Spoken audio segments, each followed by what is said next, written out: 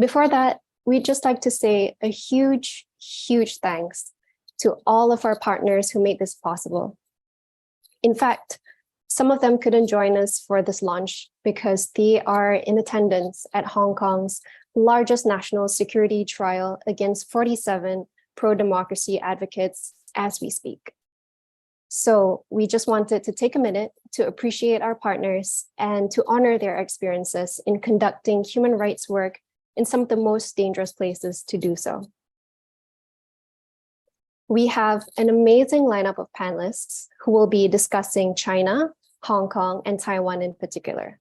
Joining us today are Steve Vines from Hong Kong Media Overseas, Rahima Mahmut, the UK Director for the World Uyghur Congress, Tenzin Kunga, the Chair of the Tibetan community in Britain, and we'll also hear a pre-recorded message from Anouk, who is the Policy and Research Advisor with Hong Kong Watch.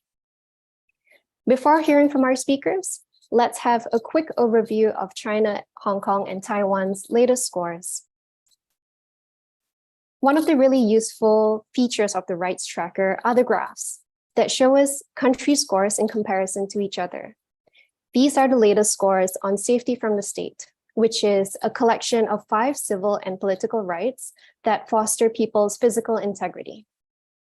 For this, we look at the rights to freedom from arbitrary arrest, forced disappearance, the death penalty, extrajudicial execution, and torture and ill treatment. On the rights tracker, we can go into further detail for each of these rights, but the safety from the state score gives us a sort of helicopter view because they're a composite of these 5 rights. Here, we see that Taiwan and Hong Kong's scores appear to be relatively high on safety from the state, while China's score comes in right at the bottom of our sample of 30 countries. I'm looking forward to listening to our panelists unpack these scores. When it comes to empowerment rights, on the other hand, we really see how Hong Kong's score plummets. Taiwan and China both maintain similar scores to the ones they received for safety from the state. Taiwan, once again, has a relatively high score, and China, again, comes in right at the bottom.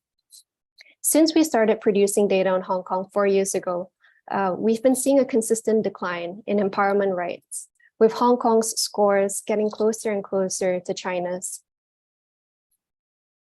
On the rights tracker, there's also the people at risk section.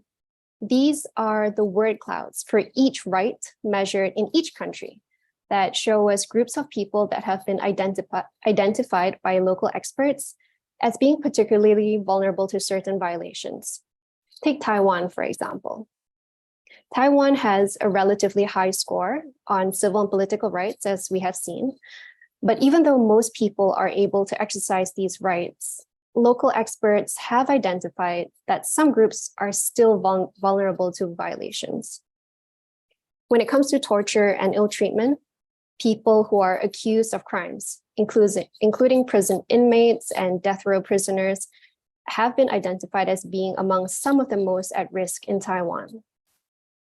For Hong Kong, it's alarming that 100% of experts we surveyed have identified that people who protest are especially vulnerable to arbitrary arrest. The larger the words appear in the word cloud, the higher the percentage of experts who have identified the group. In China, all people have come up in the word clouds across each and every right, which suggests that no one is safe from rights violations, according to local experts. And this is extremely concerning. Now, let me stop sharing screen. And over to our distinguished panelists to weigh in on this data. We'll first start with a video message from Anouk.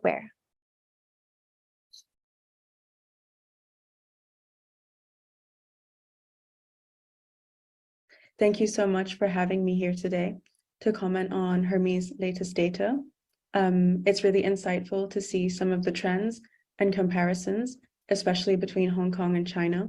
China scores lowest in the list on safety from the state, which is one of the remarkable insights and something that is very concerning from the Hong Kong perspective as well. One of the things that stands out for me is that in China, the scores for quality of life are still quite good, despite the very low score on safety from the state. And I think it's a reminder that the rights related to quality of life are not a justification for violations of other human rights, and that this is a narrative that the Chinese Communist Party seeks to present, that violations of some rights are necessary for others, and that's absolutely not true. For Hong Kong, it's extremely alarming and also not surprising to see the steep decline in our rights and freedoms, and it's really helpful to have the graphs that show the data points going down.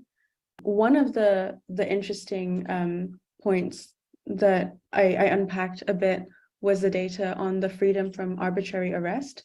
I think it's really interesting that this number appears to be improving, and I wonder whether behind the scenes that means that there are fewer people to arrest because people who are vocal are already in prison or they have left Hong Kong, whether this means there is increasing self-censorship, and that in itself is something that is really alarming and a violation of our rights, or a response to the violations of our rights. And of course, the lack of protests and the lack of people who are willing to protest, but also the lack of legal ways that we can protest without very unreasonable consequences. And of course, also the new laws and increasing application of laws that mean that when people are arrested, even though it's very unreasonable and unfair, it's not arbitrary because it's legal. So I'd be curious to analyze this further and also to hear other people's opinions on this. One of the most alarming trends is in the people at risk section, where we see that people with particular political affiliations or beliefs and people who protest are at risk of violations in almost every single category of rights under empowerment and safety from the state.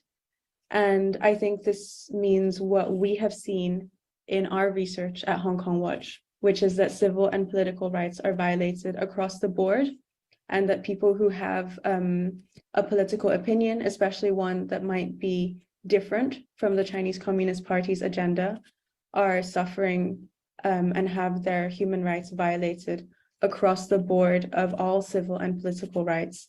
In addition to this, we've seen in our research, and I think it's also reflected in the data, that because of the national security laws' vague and extensive application, it means that anyone can be threatened with violations of civil and political rights, whether they're an explicit political activist or whether they're doing something that is close to politics and close enough that the government doesn't like it. And really that means that a vast number of people and organizations with different political affiliations are having their rights and freedoms restricted. Regarding the comparison between Hong Kong and China, it's very alarming that a lot of the statistics are getting closer. And it's alarming because China scores the lowest in the world for something very serious. And when the numbers are getting closer, this means that Hong Kong is getting closer to that rock bottom. Even though we're not at that point, I think it's really important that we consider how we can slow down or not reach this point in the scale. And I wonder whether we can consider still the safeguards that are possible for Hong Kong to at least remain stable in its decline in the civil and political rights in particular, and what actions and safeguards can be taken by civil society and also by the international community to make sure that there is accountability where that is possible, there's record keeping, and also that we don't, ideally that we enjoy more of our rights and freedoms, but at the very least that we do not lose more than we already have. Thank you so much, and looking forward to your thoughts. And that was a video message from Anouk. Let's have a round of responses and introductory statements from our panelists. To our speakers, you have 5 minutes each for this introduction. We'll start with Steve Vines. Steve, over to you. Thank you very much, Phoenix, and thank you for inviting me. I think that the key point that was made by you and has just been made by Anouk is the extraordinary, rapid process by which the state of human rights in Hong Kong is moving closer to that of the Chinese mainland.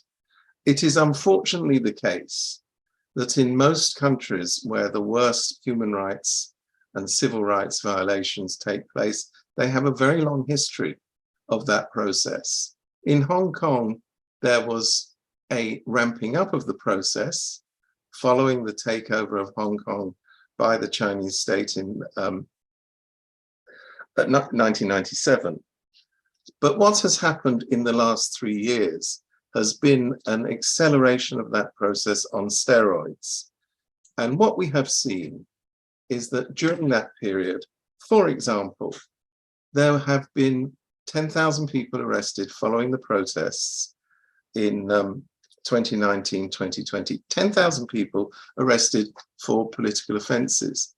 That's a staggering figure, and actually it's larger than the annual figure of arrests for political offences in the whole of China. Hong Kong has a population of 7.4 million people. China has a population of 1.4 billion people. So these figures are just shocking and terrifying. As we speak today, in a Hong Kong court, 2 very brave journalists from the news platform Stan News are on trial and hearing the final submission of evidence and their defense from their lawyers. What is so chilling about the prosecution case is that they are virtually saying to the court that they don't really have to prove their case. If the state has decided that their actions are contrary to the interests of the very vaguely defined national security law, that's good enough. It doesn't matter what they say. If they say their intention was not to defy the law, that's irrelevant because the state has already decided that that was their intention, and it will produce consequences that undermine national security. This is a chilling world that Hong Kong has entered into, where, as I say, 10,000 people have been arrested in the years 2019, 2020, which incidentally goes to the point that Anouk has just made about whether Hong Kong people are freer from the threat of arbitrary arrest. And as she said, one reason may well be that all these people have already been arrested. I think that's a very good explanation of why that is the case. What hasn't been discussed so far, but I would like to bring up, is the more or less extinction of civil society, by which I mean trade unions, student unions, social groups, political parties, of course, anybody who is part of an organization which the state has deemed to threaten national security has been eradicated. They have either closed down voluntarily or they've been forced to close down by various state actions. And one of the most insidious ways that this is being done is by the weaponization of the law. Everything in Hong Kong is done legally. This is what we are reassured by the Hong Kong authorities every day. And this is true because indeed they have got sweeping powers under the law to extinguish human and civil rights. So we're in this terrifying position where they are able to create laws which clamp down on people's rights in a quite arbitrary fashion. I would use the word arbitrary because the national security law is a very undefined law. And it basically says you are guilty of offenses of national security because we say you are. This, incidentally, I just repeat it again, is the case being made in court literally today by the prosecutors in the Stan News case. I think the thing that people will find most interesting about this report, and I just come back to the first point, is this rapid convergence of the situation in Hong Kong and the Chinese mainland. Remember, this is Hong Kong, which was promised a high degree of autonomy. This is Hong Kong, which was promised that Hong Kong people would be ruling Hong Kong. This is a Hong Kong where, in its basic law, there are many provisions enhancing and specifying civil and human rights. They are now all rendered meaningless. It's a very sad state of affairs. Thank you. Thank you very much for that very sobering message, Steve. Now let's hear from Rahima Mahmut. Rahima, the floor is yours. Thank you for having me to speak today, and it is a privilege to speak to you alongside such distinctive speakers.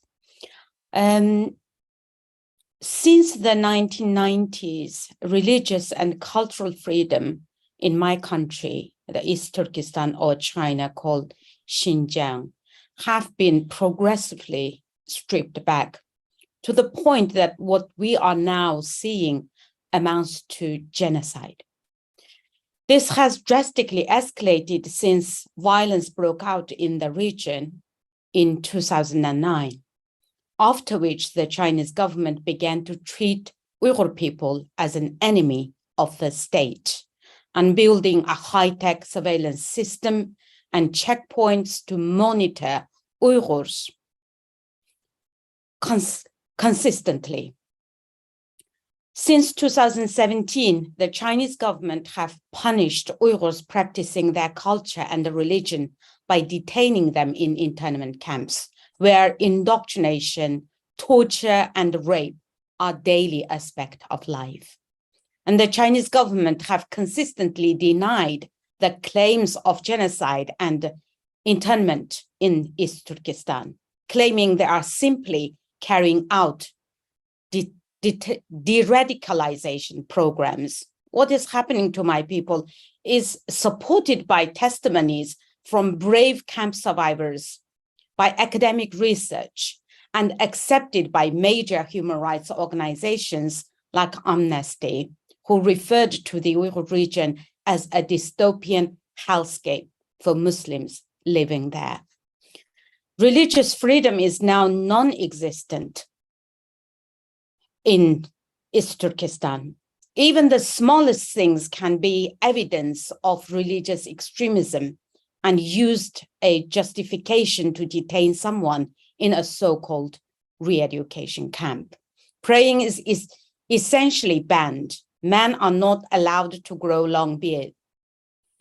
Women's skirts are cut in street for being too long, and the satellite images shows that dozens of mosques and religious sites have been destroyed since 2017.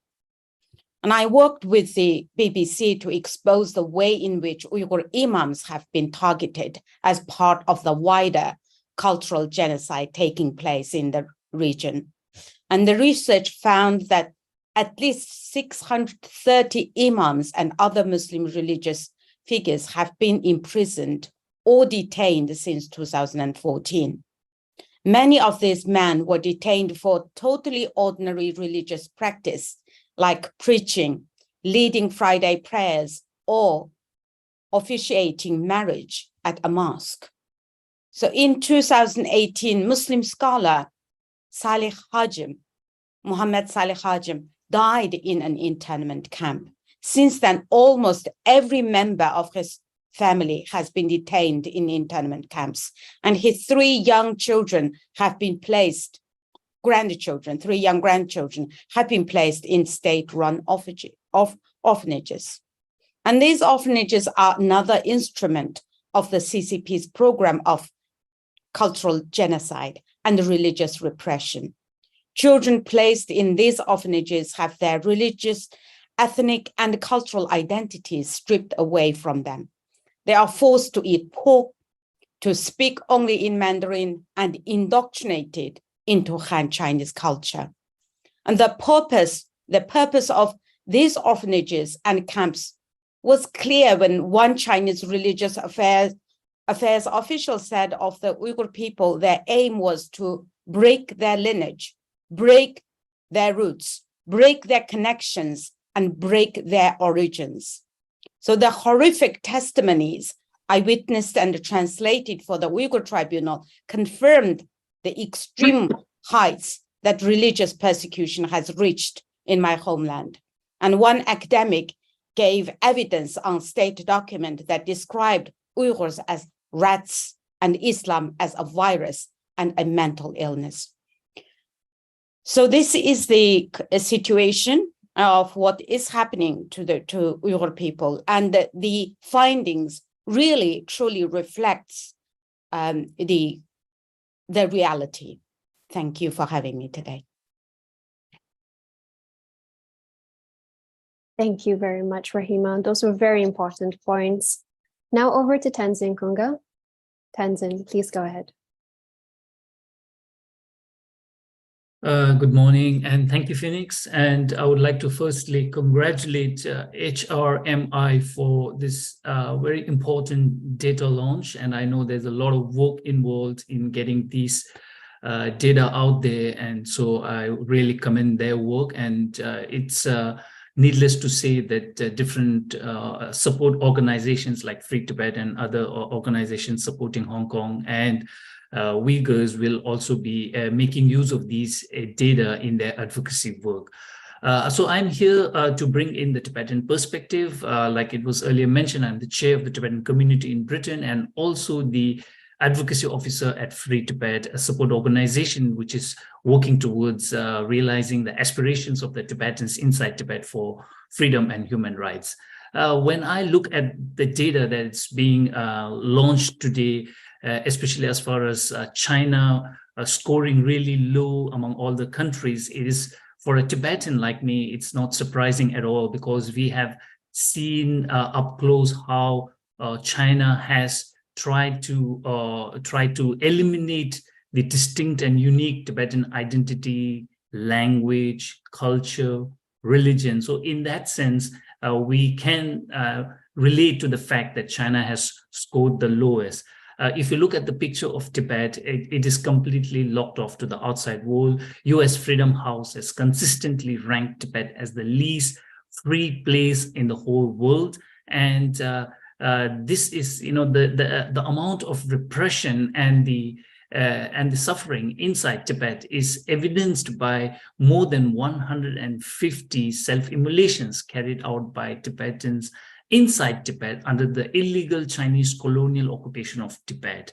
So through this act, what they are saying is there is basically no space whatsoever to, express their dissent and express their displeasure against some of the deliberate policies brought in by the Chinese communist regime to attack the Tibetan uniqueness.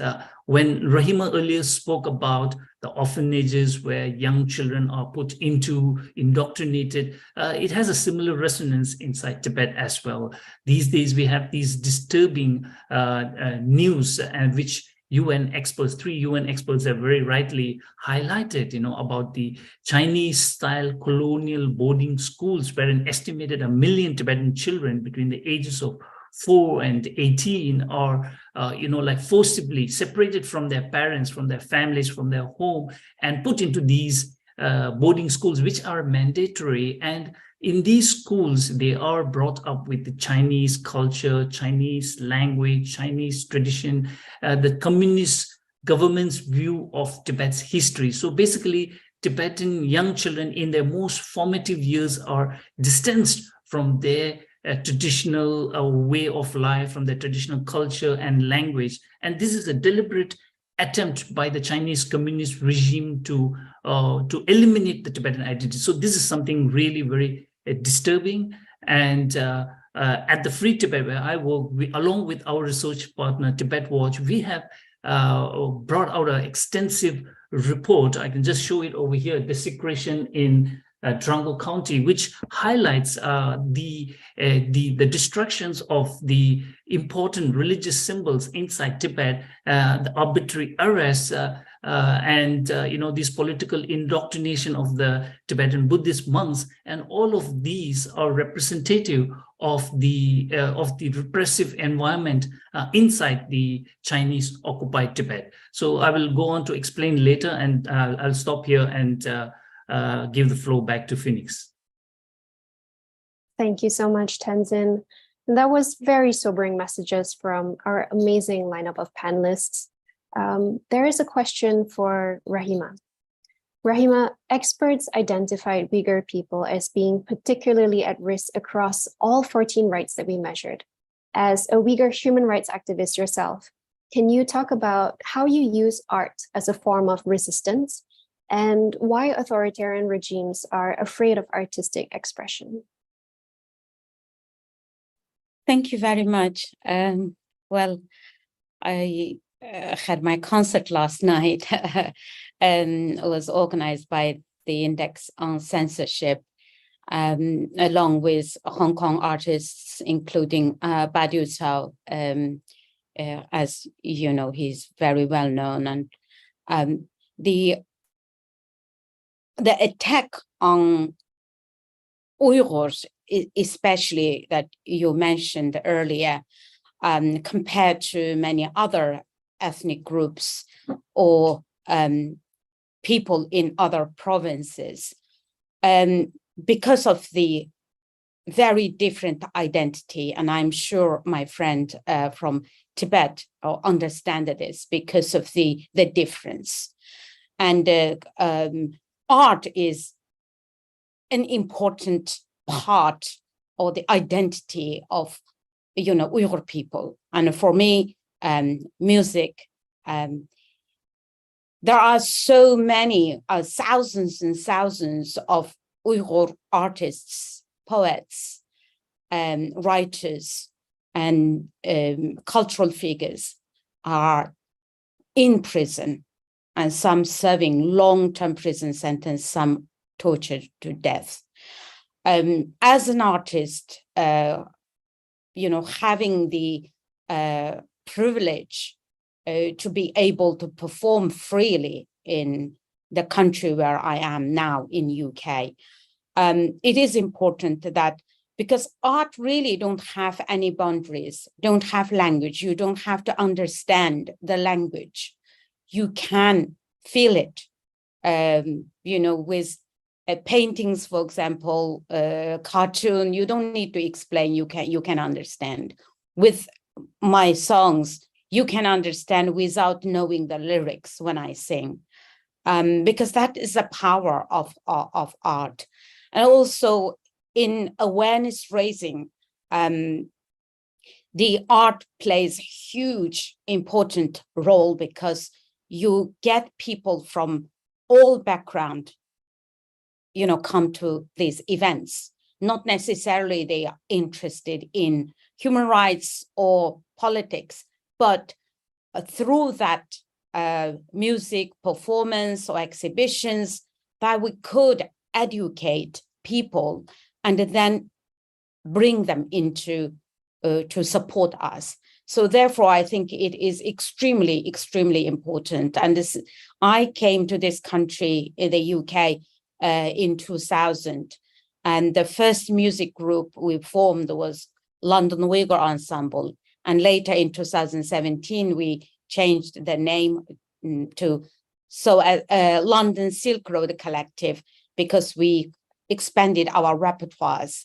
And through all the music, we are actually communicating with much wider audiences. So it is important to using art is one of the most important part of my activism.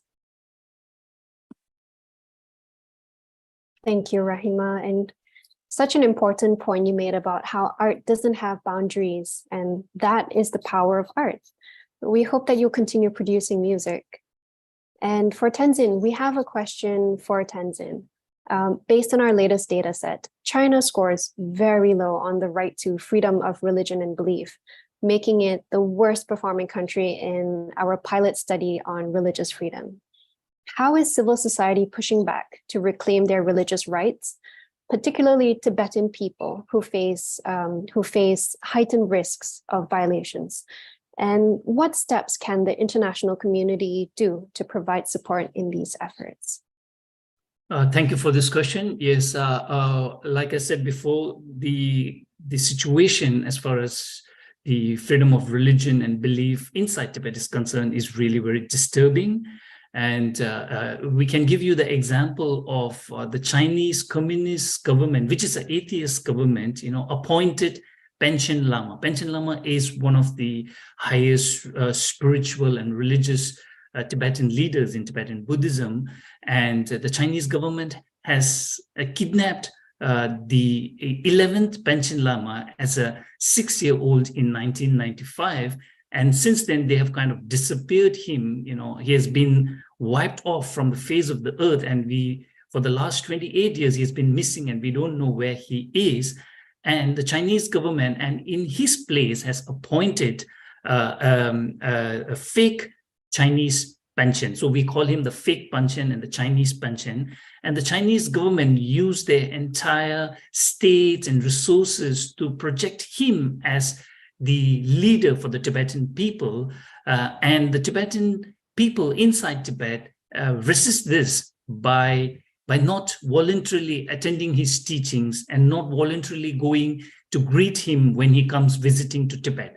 It will be surprising for you to know that being a Tibetan Buddhist leader, he's not based in Tibet, but in Beijing. So whenever he comes visiting to the Tibetan areas, the local authorities have to kind of push the Tibetans to come out and greet him and to attend to his teachings. So they do through a mixture of threats and intimidation, and also at the same time giving them cash incentives to come and greet him and receive him. So Tibetans, resist these kind of Chinese Communist government appointed leaders and basically say that we will not be accepting a Chinese appointed Panchen Lama, and we will only be going for the Tibetan, His Holiness the Dalai Lama recognized figure who has been missing for the last 28 years. So that is one way of the Tibetans resisting the Chinese attempts. And there's a movement inside Tibet called the Lakar movement, which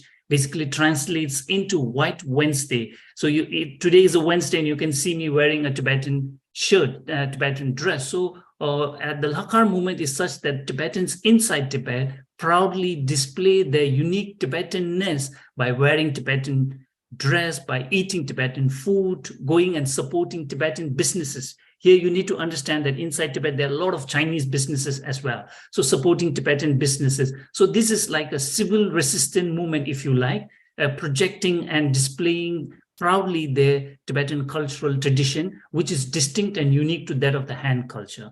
So that is one way of resisting. And another thing is, in spite of a lot of restrictions placed by the Chinese government, if you look at a place like Lhasa, which translates into land of the gods, this is the huge pilgrimage center for Tibetans, just like Mecca is for Muslims. And when Tibetans from all different regions, go there to pilgrimage, to visit the monasteries, there are lots of restrictions put in place, as people need to show their ID, people need to show their residence permit, they need to have a guarantor, those coming from outside of Lhasa, coming into Lhasa needs to have someone, a local resident in Lhasa who is a permanent resident, and he has to guarantee this outsider's entry here and to make sure that this person doesn't create any disturbances. So despite all of these restrictions posed on the free practice of Buddhism, Tibetans, braving those risks of arbitrary arrests and detentions, come and practice their religion, and they continue to go about their religious life in even under a restricted environment. So these are some of the ways Tibetan resist. And you ask about how the international community can support. So one way the international community can support is to stand behind His Holiness the Dalai Lama. His Holiness the Dalai Lama is the embodiment of the Tibetan freedom struggle. So he is someone who escaped, came out, who was forced to leave Tibet as a result of the Chinese colonial occupation of Tibet. If you look at the People's Republic of China, which was found after communists came to power, Tibet was the first country that they colonized, after they came to power. So in that sense, Tibet was, Tibet can be said as the first example of the other things to follow. We saw what happened in East Turkestan, we see in Hong Kong, and we are worried about Taiwan later. So Tibet kind of was the first country that was colonized by the communist China, and the West at that time could not do much. So I think what the West can do now is to stand behind His Holiness the Dalai Lama and to support support his reincarnation, because Chinese government is trying to politicize his reincarnation, the 15th Dalai Lama, just like the Chinese government appointed Panchen Lama. They want to have a Chinese appointed Dalai Lama as well, so that they can show to the world that Tibet belongs to us now. We have the Dalai Lama, we have the Panchen Lama, the ones that they prop up, So the government needs to support His Holiness the Dalai Lama and to come out with official statements saying that the reincarnation is a purely religious affair, which the Dalai Lama has full control over, and that the governments will not allow Chinese government to politicize this purely religious process. So that is one thing the governments, international communities can do. The other thing the international communities can do is to be more strong enough to stand up to China and to hold China accountable for all its atrocities, not just on on Chinese soil in East Turkestan, inside Tibet, but also abroad, through the transnational aggression that they carry out. So the governments need to be, strong enough to hold China to account. Thank you very much, Tenzin. And that was quite an inspiring story of peaceful civil resistance. And this one's a question for you, Steve. Steve, you wrote a book called Defying the Dragon in 2021. It's been banned in mainstream bookstores in Hong Kong. Your book illustrated how people of Hong Kong challenged the Chinese government in the face of repression. Could you talk about the dynamics of the Hong Kong-China relationship and its significance on civil and political rights, please? Very big question. I think the essence of this matter is that for the first time in its history, China was felt obliged to sign an international treaty governing its behavior in part of its territory. That never happened in the case of Tibet. It never happened in the case of East Turkestan, which incidentally, according to Chinese law, are autonomous regions. Their autonomy is worth not even the paper that it's printed on, but that in terms of the official Chinese propaganda is where they stand in relation to the state. Hong Kong is different. Hong Kong enjoyed a high degree of liberty before the takeover in 1997. Hong Kong prided itself on being this great intermediary between the East and the West. Great volumes of Chinese investment and trade flowed through Hong Kong, etc., etc. What has happened since is that the Chinese state, the Chinese Communist Party, kind of played along. They said, look, our main objective is to ensure the so-called reunification of the motherland, principal target being Taiwan, but Hong Kong will do for the meantime. And in so doing, they would make promises, quite lavish promises, to the international community about what would happen after the resumption of sovereignty. What has happened in practice is there was this slow drip undermining of the autonomy that Hong Kong was promised. And then this flood, this gush, which was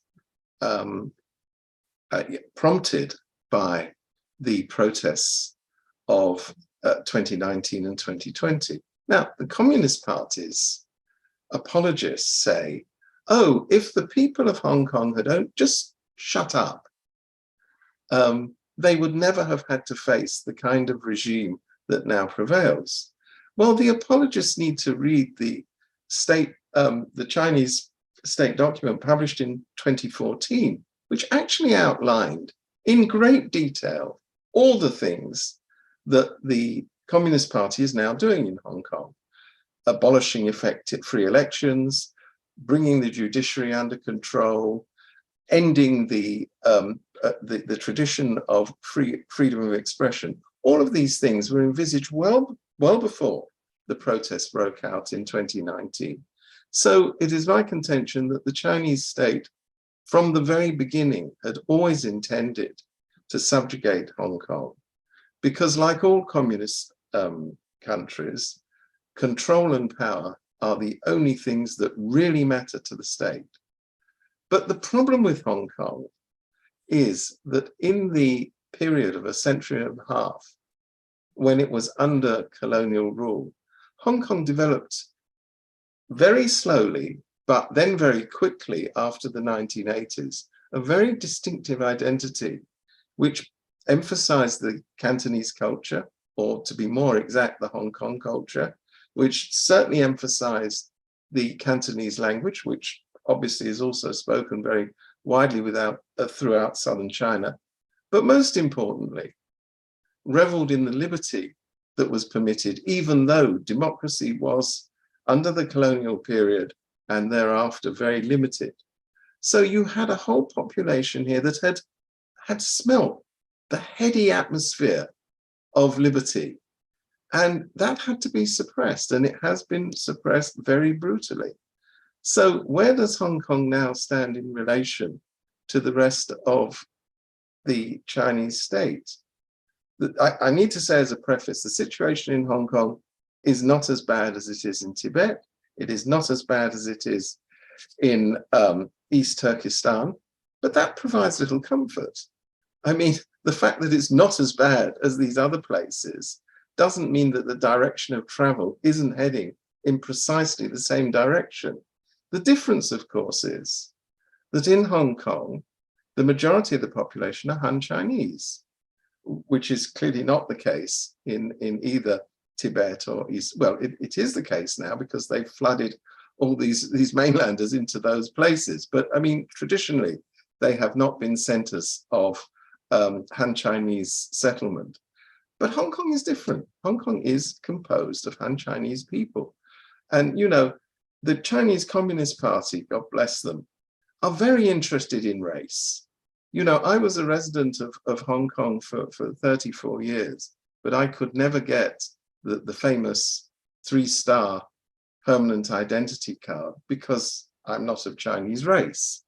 So these things are very important to the Communist Party, which claims to be atheist and claims not to worry about race. It worries about race considerably. So I think the kind of genocide that you see in East Turkestan is unlikely to occur in Hong Kong, but subjugation will occur. And I think because the Hong Kong people have enjoyed liberty, they still have the spirit. It's being squeezed and it's being battered, but still have the spirit to resist. And you see this. I mean, Tenzin talked about how Tibetan people have been resisting. Let me just give you a small but very potent example of Hong Kong people resisting.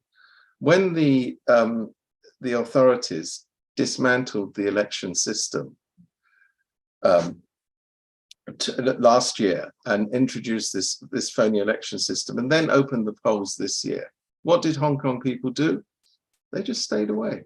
They just refused to take part in it. Of course, a minority of people took part, but by and large, the large numbers of people who took part in the 2019 elections just said, you produce a phony election system, you get on with it, nothing to do with us. So, you know, there is kickback. It's too dangerous to demonstrate on the streets of Hong Kong.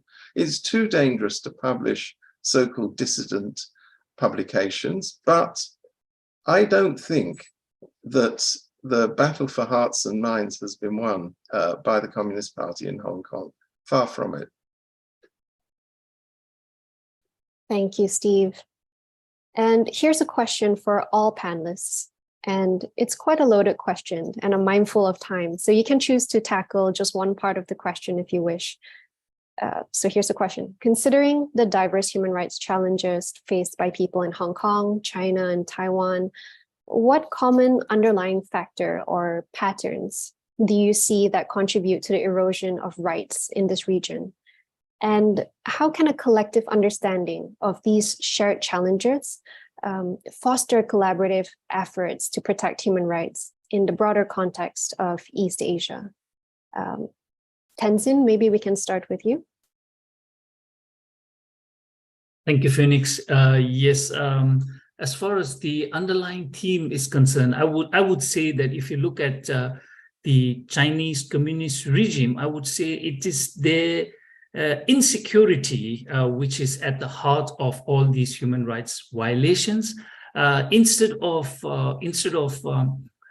embracing the diversity of different cultures and different traditions, you know, they consider all of these as a threat, and they feel that this is directly leading to the regime stability. So I think that is one of their main thing. And other thing is trust. As if you look at the Tibet thing, you know, the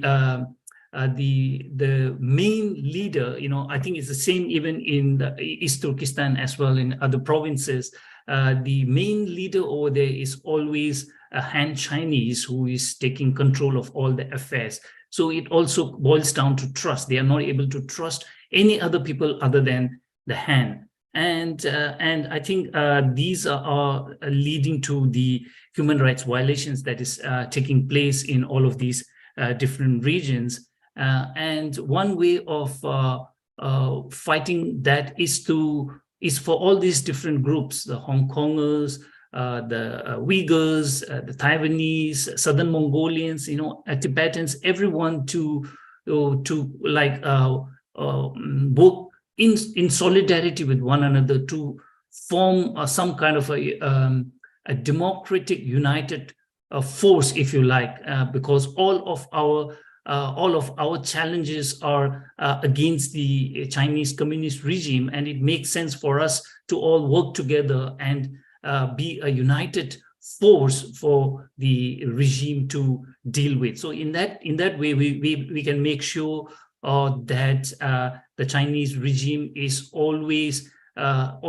made aware of the atrocities and the repression that they carry out. And we can also at the same time do more advocacy of not just different countries, but also multilateral organizations, the EU, the UN, and try to see if we can push these to, call on China to be accountable for all their atrocities. And one thing that the governments and others can also do is to push China to stop the sinicization of religion. You know, earlier Rahima spoke about how the Muslim religion is being threatened. Likewise, in Hong Kong as well, you have these, the Christian faith being attacked. In Tibetans, the Buddhism, like I earlier referred to the Trango report, where colossal statues of the Buddha,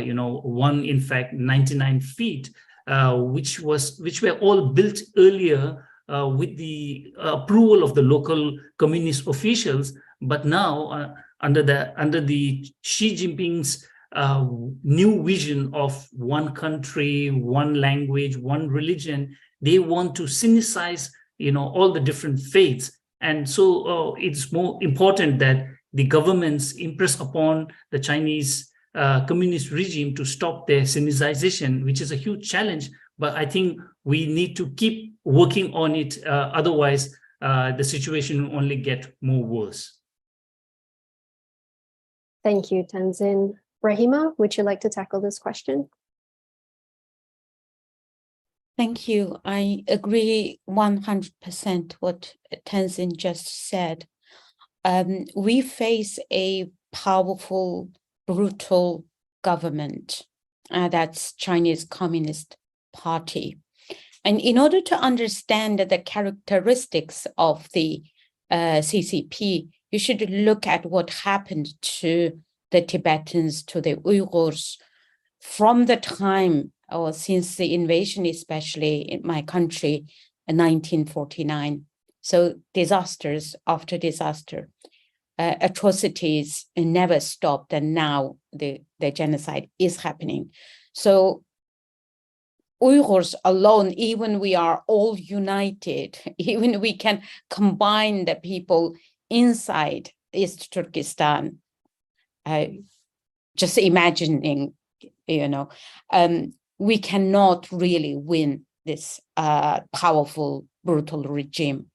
In order to tackle this, we need to unite because we face the same enemy, the same regime, and the pattern of the atrocities and committed by this regime is same. I remember seeing the signs when the Hong Kongers started protest, said today's Xinjiang, tomorrow's Hong Kong.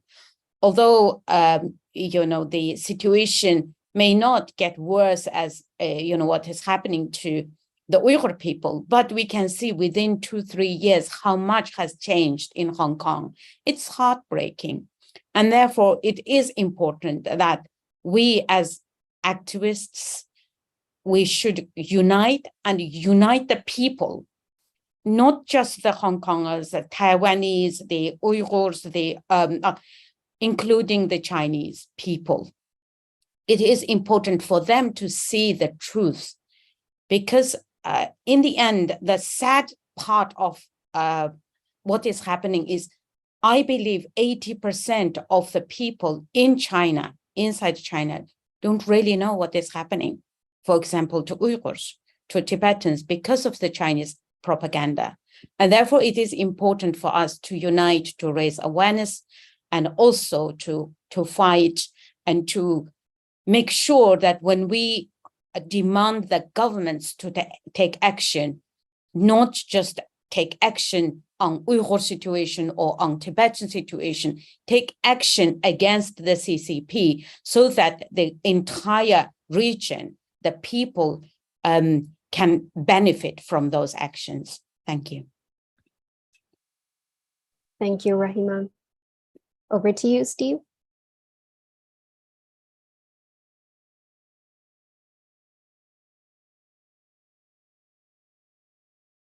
Oh, Steve, you might need to unmute yourself. Sorry about that. I just want to pick up something Rahima just said, because it was something that interests me a great deal. She's quite right in saying that in the Hong Kong demonstrations, you did see for the first time in democracy protests, not only slogans about today Xinjiang, tomorrow Hong Kong, but you saw Tibetan flags. You saw people suddenly coming to realize that the struggle for freedom in Hong Kong would not only not be accomplished if it wasn't achieved throughout the whole of the territory controlled by China, but without the solidarity between people who are facing a common enemy. And does this matter? I mean, outside the borders of China? Well, yes, it does. Because the next target for the Chinese Communist Party, which very much looks as though it could be the military invasion of Taiwan, will affect the stability of the entire East Asia region. And that's why governments outside of the region, and of course inside the region, are so concerned about it. Remember, the idea of one country, two systems, which was supposed to be implemented in Hong Kong, was actually devised to bring Taiwan back into the fold of the Chinese motherland, when it was found conclusively to be the case that there were no takers in Taiwan for reunification with a country controlled by the Chinese Communist Party. the Chinese Communist Party did what it always did, said, right, you're not going to come voluntarily. We'll start talking about how we're going to invade you, how we're going to force you to do things. It's a pattern of behavior, a bullying pattern of behavior, which of course immediately affects people under the control of the Chinese Communist Party, but it is leading to great instability in the region. You know, when there are disputes over the Spratly Islands, China's first response is to say, well, we'll see if we can settle this diplomatically. Oh, we can't do that, right, we'll send battleships. It's a mentality of brute force always prevails, which is being implemented throughout the region, so that, you know, the question of human rights within China's borders, they do not stop there, because if the aggressive tactics of the Chinese Communist Party are allowed to persist unchecked, it has enormous consequences for people in the region. And I think now they're coming to realize it much more. So it's not just a question of solidarity between the people of Hong Kong, Tibet, and East Turkestan. It's a question of solidarity among freedom-loving people throughout the Asia region. And I'm not sure how far that process is happening, but I think that a growing awareness is certainly beginning to emerge. Thank you very much, Steve. All very salient points, everyone. We're almost at the end of our webinar, so I would like to invite each of our panelists to share a 1-minute closing statement. Tenzin, would you like to kick this off?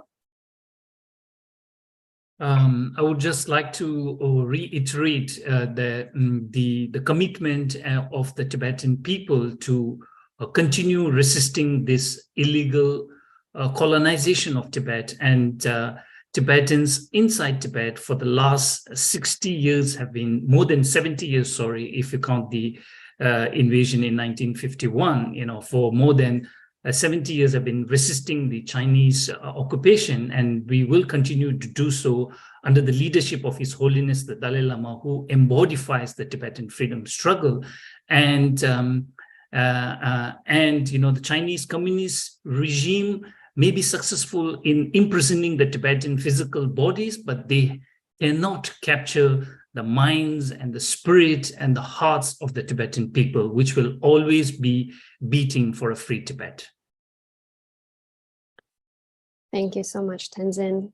Rahima, over to you. Thank you very much. First of all, people must understand what is happening to the Uyghur people.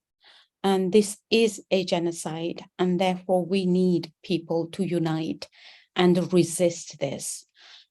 In order for us to be free from these atrocities, we need people to put pressure on the governments where they are living, in the countries where they are living. And it is important that we all unite, not only the Tibetans, the Hong Kongers, the Taiwanese, the Chinese, and the world, because more than ever, we need that support in order for us to gain freedom. Thank you. Thank you so much, Rahima. Last but not least, Steve, floor is yours. Thank you very much. I think my basic view is that one of the things which gives greatest comfort to authoritarian regimes is silence and ignorance of what they're doing in places where they are operating. So exercises like this from the HRMI are extremely valuable in providing concrete data which breaks through this world of silence. And the thing which is most important is to maintain the high profile of information of what's going on inside China and on its periphery, because this is something which the Communist Party hates and fears. You hear it from their spokesman, how much they hate and fear it. So I think it's a good thing. And I want to congratulate HRMI on contributing towards breaking down that wall of silence. Thank you, Steve. Everything that our panelists shared today really leaves us with a lot of food for thought. For those of you watching the live stream, if you have any comments or questions or thoughts, please feel free to email us. Our email address is in the description below. Rahima, Tenzin, Steve, thank you so much. Our work is the product of hundreds of people's contributions. We're immensely grateful to our partners, Hermy ambassadors, and everyone who's contributing to advancing the rights of people everywhere. And that concludes our webinar today. Thank you for tuning in.